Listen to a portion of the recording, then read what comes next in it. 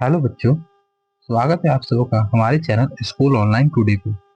तो बच्चों, आज हम क्लास 6 के मैथ बुक का, जो कि गवर्नमेंट स्कूल में चलता है, उसके अध्याय 1 के आगे का भाग देखेंगे बच्चों। तो अभी तक बच्चों हम लोग इस अध्याय में पढ़ चुके थे कि बढ़ते क्रम और घटते क्रम कैसे बनाते हैं। तो चलिए हम लोग इसके आगे के भाग को देखते हैं बच्चों और हम बनाते हैं। तो ये असेंडिंग ऑर्डर और डिसेंडिंग ऑर्डर बच्चों आप समझ चुके होंगे, मैंने बहुत अच्छी से आपको समझाया है। और यदि आपको इसमें कोई भी प्रॉब्लम है तो फिर से मुझे कमेंट कीजिएगा, मैं आपको दोबारा समझा दूंगा। तो चलिए हम लोग आगे बढ़ते हैं। आज हम लोग पढ़ने वाले बच्चों संख्या 10,000 का प्रवेश। तो हम जानते हैं कि 9 एक अंक की सबसे बड़ी संख्या है। ओके बच्चों, उसी प्रकार 99 दो अंकों की सबसे बड़ी संख्या है। इसी प्रकार 999 तीन अंकों की सबसे बड़ी संख्या है और 4 अंकों की सबसे बड़ी संख्या 9,999 है। यदि हम 9,999 में एक जोड़े तो प्राप्त होगा, क्या प्राप्त होगा बच्चों? हमें यदि हम 9,999 में +1 करते हैं तो बच्चों हमें क्या प्राप्त होगा? 10,000। ओके बच्चों, तो इस प्रकार हम लोग 10,000 प्राप्त होगा और हम 10,000 में प्रवेश कर जाएंगे बच्चों। और इससे हमें यह प्राप्त होता है बच्चों कि यदि हम एक अंकों की सबसे बड़ी संख्या में एक जोड़ दें, यानी कि एक अंकों की सबसे बड़ी संख्या 9 और इसमें यदि हम लोग बच्चों 1 जोड़ दें तो हमें 10 मिलता है। और ये 10 बच्चों दो अंकों की सबसे छोटी संख्या मानी जाती है बच्चों। और इसी प्रकार से यदि हम लोग दो अंकों की सबसे बड़ी संख्या में 1 जोड़ दें तो हमें 100 प्राप्त होता है बच्चों। और ये तीन अंकों की सबसे छोटी संख्या है बच्चों। तो इसी प्रकार से हम यह ज्ञात किए कि यदि हम किसी भी अंक के बड़ी संख्या में 1 जोड़ेंगे तो उसके एक आगे की सबसे छोटी संख्या प्राप्त होगी बच्चों। यानी कि यदि दो अंकों की सबसे बड़ी संख्या है और उसमें हम 1 जोड़ते हैं तो हमें तीन अंकों की सबसे छोटी संख्या प्राप्त होती है बच्चों। ओके बच्चों, चलिए आगे हम लोग देखते हैं। अब यदि आपको पूछा जाए बच्चों कि दो अंकों की सबसे छोटी संख्या क्या है, तो दो अंकों की सबसे छोटी संख्या बताना है बच्चों। तो अभी मैंने आपको बताया कि यदि हम लोग एक अंकों की सबसे बड़ी संख्या में 1 जोड़ेंगे तो हमें दो अंकों की सबसे छोटी संख्या प्राप्त होगी। उसी प्रकार से दो अंकों की सबसे बड़ी संख्या है, वो क्या है बच्चों? दो अंकों की सबसे बड़ी संख्या 99 होती है। ओके बच्चों, चलिए आगे बढ़ते हैं हम लोग। और अब हम लोग एक उदाहरण लेते हैं बच्चों।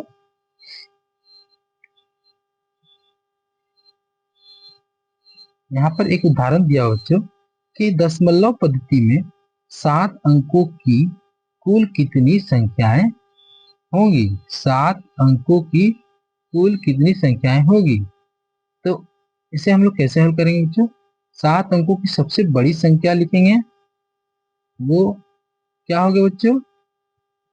यहाँ पर आपको दिया हुआ है 99,99,999, यानी कि ये हमारा 7 अंकों की सबसे बड़ी संख्या होगी। और इसमें हम लोग बच्चों 6 अंकों की सबसे बड़ी संख्या को क्या करेंगे बच्चों? घटा देंगे, तो हमें 7 अंकों की कुल संख्या प्राप्त हो जाएगी बच्चों। ओके बच्चों, चलिए आगे हम लोग बढ़ते हैं। उसी प्रकार से यहाँ पर आपको कुछ स्वयं करने के लिए दिया हुआ बच्चों कि 5 अंकों की कुल संख्या कितनी होगी। तो अभी हम लोग जैसे यहाँ पर बनाए बच्चों कि 7 अंकों की कुल संख्या कितनी होगी, उसी प्रकार से 5 अंकों की कुल संख्या कितनी होगी। तो 5 अंकों की कुल संख्या बनाने के लिए बच्चों पहले हमने 5 अंकों की सबसे बड़ी संख्या लिखनी है, 9 9 9 9 एंड 9। ये हमारा 5 अंकों की सबसे बड़ी संख्या होगी बच्चों। उससे और यहाँ पर हम लोग उसके एक कम यानी कि 4 अंकों की सबसे बड़ी संख्या क्या कर देंगे बच्चों, माइनस कर देंगे, यानी कि 9 9 9 एंड 9। तो हमारे पास क्या आएगा आंसर, 0 0 0 0 एंड 9, यानी कि 90,000 टोटल संख्या 5 अंकों वाली होगी। 5 अंकों की कुल संख्या कितनी होगी बच्चों, 90,000। उसी प्रकार से ये 2 नंबर आप स्वयं से बनाइएगा बच्चों। हम आगे बढ़ते हैं और अब हम लोग देखने वाले हैं स्थानीय मान पर पुनर्दृष्टि। मतलब हम लोग स्थानीय मान पहले निकालते ही थे, क्योंकि आप ये तो आप 4 क्लास में 3 क्लास में भी पढ़ चुके होंगे कि हम लोग स्थानीय मान कैसे निकालते हैं। तो उसी को हम लोग यहाँ पर पुनर्दृष्टि से देखेंगे बच्चों। तो यहाँ पर लिखा बच्चों, हम पिछली कक्षा में 4 अंकों तक की संख्याओं में स्थानीय मान की जानकारी प्राप्त कर चुके हैं। यानी कि बच्चों आप 5-4 में ये पढ़ चुके होंगे बच्चों कि हम लोग स्थानीय मान कैसे निकालते हैं। एक बार मैं आपको स्थानीय मान निकालने की विधि फिर से बता देता हूँ बच्चों, ताकि आपको पुनः वो याद आ जाए। तो यदि बच्चों कोई आपको नंबर दिया हुआ है कि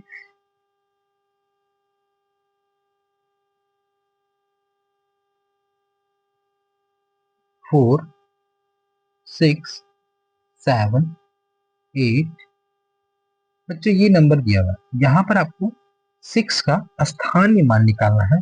यानी कि स्थानीय मान निकालने के बच्चों हम लोग यहाँ पर 6 का स्थानीय मान निकालने के लिए जिस स्थान पर 6 है पहले हम लोग 6 लिख देंगे, और यदि वो जिस स्थान पे है उससे हमको उसको मल्टीप्लाई करना होगा बच्चों, यानी कि इकाई दहाई सैकड़ा, सैकड़ा के स्थान पर बच्चों, यानी कि यहाँ पर हम लोग सैकड़ा से उसको मल्टीप्लाई कर देंगे, यानी कि हमारा स्थानीय मान क्या हो जाएगा बच्चों, 600। ये होगा इसका स्थानीय मान। इसी तरह से हम लोग निकालते हैं बच्चों स्थानीय मान। ओके, अब आगे बढ़ते हैं बच्चों हम लोग। बच्चों एक स्थानीय मान होता है और एक जातीय मान भी होता है। तो इसी क्रम में मैं आपको जातीय मान की भी जानकारी दे दूं कि आप वो भी याद आ जाए। ठीक है, तो स्थानीय मान तो अभी हम लोग निकाले, अब हम जातीय मान निकालते हैं, 4 6 7 एंड 8। तो बच्चों यहाँ पर हमको 6 का जातीय मान निकालना है। तो जब 6 का हम लोग जातीय मान निकालेंगे बच्चों तो 6 ओनली 6 होगा, क्योंकि जातीय मान का मतलब ही होता है बच्चों कि वो जो हमारा डिजिट है वो स्वयं अपने आप का जातीय मान होता है बच्चों। तो ये स्थानीय मान और जातीय मान हम लोग निकालना सीख चुके हैं। तो अब हम लोग आगे देखते हैं बच्चों यहाँ पर क्या बोलता है। यहाँ पर बोल रहा है बच्चों कि 85 का प्रसारित रूप क्या होता है। यानी कि 85 जो लिखा है बच्चों 85, तो इसका प्रसारित रूप यहाँ दिखाया है बच्चों कि 8 जो है वो दहाई के स्थान पे है। हम लोग किधर से गिनते हैं बच्चों, जब भी कोई डिजिट दिया होता है तो हम लोग गिनते किधर से बच्चों, इधर से, राइट साइड से, यानी कि इकाई एंड दहाई। ये इकाई हो गया 5 और दहाई हो गया 8, यानी कि ये जो 8 है वो दहाई के स्थान पे है और 5 जो है वो इकाई के स्थान पे है। यानी कि जो भी दहाई के स्थान पे रहेगा उसको हम लोग 10 से गुणा करते हैं, और इकाई के स्थान पे जो रहेगा वो तो सिंगल 1 से ही गुणा रहता है बच्चे। तो यही इसका हो गया हमारा क्या, ये प्रसारित रूप। इसको हम लोग कैसे लिख सकते हैं बच्चों, 8 × 10 प्लस 5 मल्टीप्लाई 1। ये प्रसारित रूप हो गया बच्चों 85 का। इसी तरह से आप 385 का भी बनाइए। कैसे होगा तो देखिए बच्चों, यहाँ पर लिखा हुआ 3 जो है वो 385, 3 जो है वो सैकड़ा के स्थान पे बच्चों, यानी कि 3 सैकड़ा के स्थान पे है। तो इससे हम लोग 3 मल्टीप्लाई 100 प्लस 8 मल्टीप्लाई 10 और प्लस 5 मल्टीप्लाई 1, यानी कि 300 प्लस 80 एंड प्लस 5।